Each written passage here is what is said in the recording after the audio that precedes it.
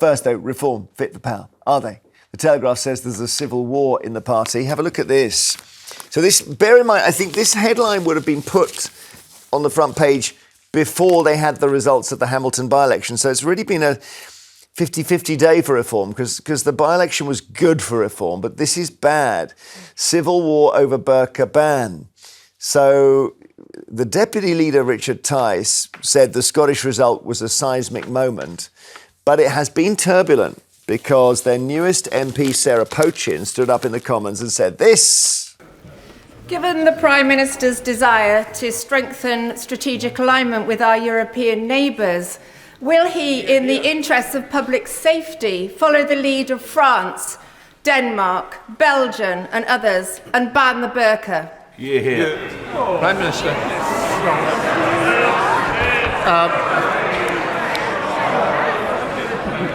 Can I welcome her to her place? But I'm not going to follow her down that line. Yeah. All right. So you get that question. Richard Tice was sitting next to her in the Commons, so he obviously endorsed it. But then the Reform chairman, Zia Yusuf, dramatically resigned last night. And his tweet is here. 11 months ago, I became chairman of Reform. I worked full time, taken the party from 14 to 30% in the polls, quadrupled membership, delivered historic electoral results. I no longer believe working to get a Reform government elected is a good use of my time, and I hereby resign. 3.8 million views on that. And what was interesting was after that question from Miss Pochin, who's the MP now for Runcorn, because she won the by-election a few weeks ago, he was asked on X, is this your policy, reforms? And he said no. And I don't know, it's not. It's dumb to ask a question like that if it's not the party's policy. So they've had a split about it. You could see, and I don't know what it means really. This, because maybe you could say this guy Zia Yusuf doesn't matter. Nobody's heard of him. They've heard of him. No, they haven't. Yes, they have. I mean, he's very much. Nobody's heard of him. He was one of the only two public people that I heard from during the local elections. He was very much everywhere. He's very active on social media. He's an interesting character in his own right. But what I found really interesting about the Pochin angle is I think Reform are essentially designing themselves around the American system. And you've got the Tea Party movement, you've got the January 6th folk. She's trying to be Marjorie Taylor Greene, isn't she? She's trying to be you might need to explain that reference. Marjorie Taylor Greene is the person who believes that there are Jewish space lasers pointing down to Earth, and that she believes in all sorts of But she's a bit of a wild Republican, yeah. That is putting it mildly. There's a culture war. She wants to be that. She wants to create this kind of dynamic where this party is essentially there as a protest vote. They just want to say whatever they want to say. There's no substance. Well, is that right, Nick, do you think? No, I think that they're a party that wants to become the next government. That's their intention. This isn't just a game of protest and we're complaining. They want to form the next government. And I think what this episode illustrates is a complete disconnect between party policy and the way to conduct yourself. This was her first question. And I have to say, whilst maybe there should be a debate at some stage, to ask this as a first question, when you must be aware it's not part of our policy, we're on record as saying, who's controlling it? Yeah, but look at, when you see the wide shot of that, and we might just, in a second, you'll see the person to her left, as we look at her, is Richard Tice. Yeah. So she has not gone rogue here. He's the deputy leader and a big funder of the party. We can't see him now. He clearly, and he pats her on the arm there. Yes. He endorsed the question. This is not an MP who's just gone rogue. Well, there are only 5 MPs, so there he is. Yeah. He was at my old school. He's an Uppinghamian. Not at the in the days before you paid VAT, I'm assuming. Yeah, before VAT. Yeah. But so there he is. So let's just work this one through, right? Richard Tice and Pochin sit together and they say, let's get a zinger into Prime Minister's questions. Let's do a burqa question. Yeah. They don't tell anybody else. But it's wrong. They're wrong, aren't they? Well, in a way, it doesn't really matter because they don't tell anybody else. And then Farage, let's say, rings up Tice and says, what are you doing to me? I've had Yusuf on the phone and he's gone bananas. It does matter. It matters hugely because you've lost the anchor, the glue of the party. Of course. Well, but hang on a minute. Farage is next to Tice. Yeah. So he must have known about But it as look well. at his face. He obviously hasn't been part of this joke. He's not gleeful. He's not enjoying this. This isn't something he's a part of. Do you think- Let's just take a moment to acknowledge the Come on. undercurrent of Islamophobia in her comment. So she's decided that the one question she was going to ask is to target Muslim women. That's what she's decided. That undercurrent is so... She's got to be subject She's to about party system. sensationalism, isn't she? Yeah. This is about I guess. sensationalism. I don't even think it's about... She just wants to do something that's going to make headlines. That's the next going day. to attack Muslim people. That's what Which she is wants. wrong, which Farage is completely wrong. I agree. But I think the idea is not to attack Muslim people. I think her main idea was to have a sensational first question. Yeah. And I think it was misconceived, misguided, and I think they made a huge mistake. I think, if the result of it was, and it's my mistake, I didn't realise Farage was next to Tice, so clearly he knew about it. So they therefore didn't work out how it was going to land with Zia Yusuf. But it was and that's against a big party mistake. policy. It was against the policy. Well, it's not currently party policy. It might be in not a now year's it time. isn't, but it was, wasn't it?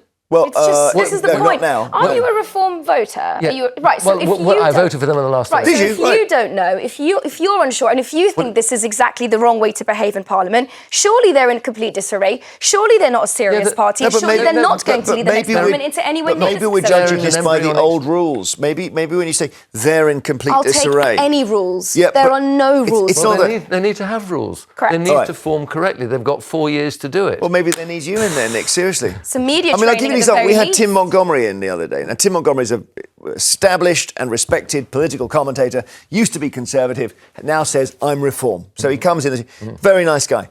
And he'd been on the Today programme that morning, and they said, what do you think of this Reform spending plan? Because they were going to restore the winter fuel allowance and blah. And Tim Montgomery said, I don't think it adds up. Well, they haven't been financed. Well, yeah, but the point is, Tim is a Reform Party person, and he's saying on the radio, our sums don't add up. Yeah. Now, you're right, Nelufar. It may be that you can't function as a party with that level of discord and chaos. I don't know. But maybe they're just going to breeze in on the culture wars. Oh, my God. Yeah, Ian in Leeds, hello. Hi. Do you think that they actually haven't got what it takes, or are they ready for power?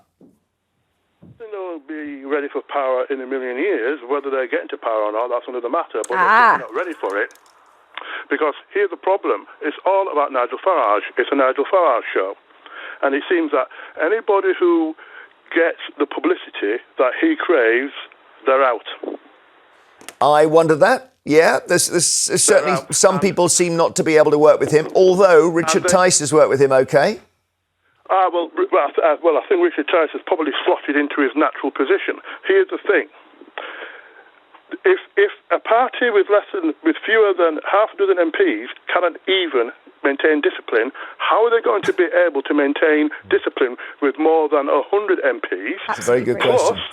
Plus, you see it all the time with every party Nigel Farage leads, the Brexit Party, UKIP Reform. Always there's a problem with discipline, and there's a problem with the Mad Hatters, the racists, the bigots, the xenophobes, the anti-Semites, who always make comments that Nigel Farage then either has to he has to either somehow dismiss. This is about. He always claims they're ex-Tories. I mean, he always says they get joined by all the elderly and extreme Tories, is what he says. I think the real difficulty is, and I agree with what Ian's saying, but I think many people just want change because they're so disenfranchised, so disillusioned with the way politics is going in the country, so let down by promises on manifestos that don't come to fruition, and people have had enough. They just are desperate for a change. They don't feel that politicians are standing up for this country and what it believes in. And I think they just want change. OK, we're going to take a break and then talk some more, I promise. It's a bit similar. If you think of the Republican Party, you just think of Trump. And if you think of the Reform Party, you just think of Farage. And it might be that does leave them vulnerable because the next election is 4 years away. 0207, more of your calls on reform. So there's so many different things going on here, but let's just summarise very quickly. By-election in Scotland, they've done well. They haven't won it. If they won it, well, then you could say, right, they're on course for Downing Street. But they haven't won it. They come second. They've taken a lot of votes from the Conservatives. But at the same time, their chairman has resigned over an odd moment where one of their MPs stood up and asked about banning the burka, and it seems to have caused a split. And as Nelufar brilliantly said, if you can't even hold 5 MPs together, how are you going to deal with 200? Julian Bristol, are they ready for power? I don't think they're ready for power. What I actually think is going to happen at the next election is Labour's going to get in by the skin of their teeth. They must be ready for opposition. And politicians fall out. They do it all the time. People in the workplace fall out all the time. I'm a retired operating theatre sister. I've seen surgeons argue. I've seen them come to fisticuffs.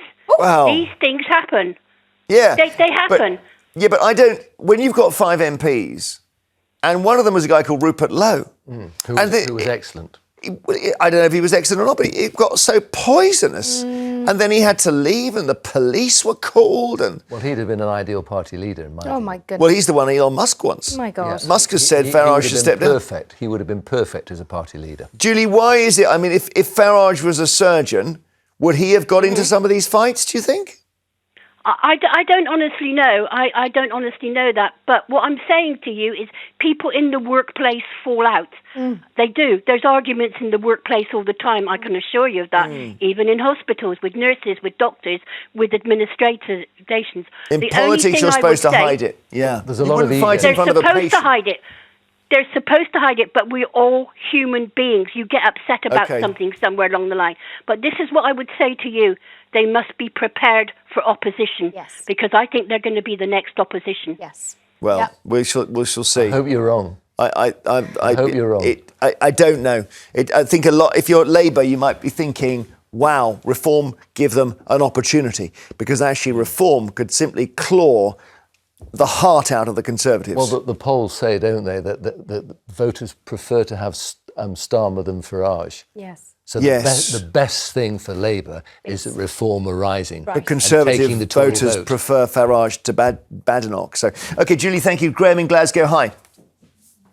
Good morning. Good morning. Are reform ready for power? No, and I don't think that ever will be, but I think they'll be the next government. Right. Well, Nelufar's sighing. Why? Tell Nelufar why, because she's struggling with this one. Reform are a party that reflects the people who vote for them, whereas other parties don't. In Scotland, I always vote for independence. Yeah. Normally it's the SNP I vote for, but the last time I voted for Alba because I'm fed up with the SNP not achieving anything. What do you think of the by-election, Graham? Now, Graham, my question is, the SNP stood for joining Europe, they hated Brexit, they stood against a lot of the Reform Party's policies. So, I mean, I don't know if you're a Reform voter, but why would so many people go against all of those things and vote for Reform? It seems, I just can't get my head around it. They want change. People want change. They've had enough. Nelufar, the problem in Scotland is the SNP have been in power for a long time. And they aren't able to achieve anything because of Westminster just tell them to shut up. Now, Reform are making a lot of noise, and they're going to get a lot of English MPs come the next election. Yes. If Reform decided to say in Scotland, in 2 years' time after we're elected into government, we'll give you a chance to have a referendum. They'll keep Scotland. That would be wild. OK, Graham, thank you. What a great thought. If you're, they'll do this, and they'll do what they have to do. Possible. I couldn't do it. No. Well, possible. Yeah. Never. Never. But the chaos of in government of dealing with that oncoming. OK, let's see. That's a great thought. Christine in Hampshire, hi. Hi, Jeremy. So, are they ready for power? Perhaps not, but they will get power. Because this, in a way, it is a protest party, and we're the ones protesting. The public are protesting. It's the only party that's being allowed, historically since they've been around, to have conversations about all sorts of subjects that were not allowed to be talked about. This particular subject, it's not targeting women, it's targeting a practice which is contrary to all British values. You're talking about it's the not burka. liked by British people. Yeah. And like Sharia law, which a big percentage of Muslims would like to be introduced. No, I don't. The burqa should be banned. I said there was the stats maintain that a large percentage of British people, Muslims, would like some form of Sharia law. I've not heard that. I've not heard that. It's not right. Christine, I don't know I'd love to know where you got that information from. As a Muslim myself, I'm telling you. Hang on, Christine, let's do it for a second. It's really important. First of all, I don't believe that Sharia law is real. and there are a lot of people in my position. It's just a bunch of things some men said a long time ago, and I don't subscribe to it. There are many Muslims in this country, like me, who are proud of being British, proud of being Muslim, and that we don't need to reconcile the two. But your point on the burqa, I thought that one of the things that made Britain British and made us very proud is that we don't tell people how to behave, what to wear, how to dress. That's one of the freedoms we are afforded. And by picking on one group of people, quite a vulnerable group of women who don't often get a political stance, they don't have anyone representing them, I thought it was a cheap shot from Christine? her. No, people are being told what to wear. It's always women being told what to wear. That's right. If they lived on a desert island without men, they would be allowed not to wear the burqa. That's a fair comment, isn't it? I don't understand why feminists in this country, women who have fought for female rights, turn a blind eye to this. I am absolutely... Isn't it because, Christine, if we brought in something like France, French police have been on beaches trying to get women's burqas off them, and it just is a battle the police don't really want to be. At the end of the day, you're sanctioning... What's going to happen is, if you ban the burqa, practically, you're sanctioning police and other authorities to come and berate women for their choices. That's not a win for feminism. Well, aren't we talking about just having a debate about the subject, rather than everyone putting forward their views? What we're saying is, let's discuss it. Yes. Let's have a reasoned, measured debate involving the British public, and then come to a democratic let's get decision. women who wear a burqa. I know a couple in Birmingham. Let's get them on here and let's get them to express their perspective. Talking about them without them is not right. All right. Well, we talk about lots of people without them with great respect. We won't be able to talk about anything. But We're talking about Elon Musk later. He's not here. Right, a debate would need a proper discussion. Well, would need a whole section of people. You know, that I could debate with you now. We're not going. But Christine has a view, and we've taken it. We all have views, but we need a discussion. Yeah.